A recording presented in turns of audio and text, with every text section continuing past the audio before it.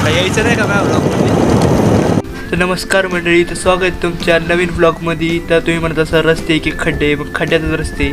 आज आपण आलेलो आहे झेरॉक्सच्या दुकानात, कारण की आपल्याला काढायचे झेरॉक्स आणि जायचं होतं कॉलेजमध्ये बोर्डाचं फॉर्म भरायला. मग तेवढ्यात आपण कळलं की गाडी पंक्चर झालेली आहे. नशीब वाईट, परिस्थिती वाईट, सगळं वातावरण वाईट झालेलं इथं.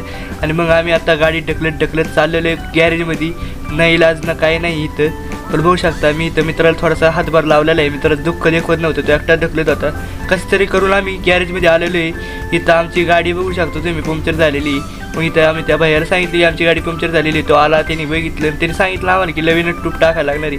आम्हाला सकाळ 350 रुपयेचा नुकसान झालेलं आहे या ठिकाणी. मग आम्ही काय केलं, सकाळ 350 रुपये दिलेले त्या बाहेरला.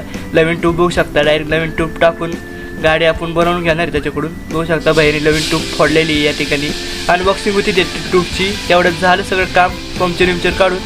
आणि आम्ही चाललो. मग भेटूया दुसऱ्या ब्लॉगमध्ये. लाईक करा, शेअर करा, सबस्क्राईब करा. धन्यवाद.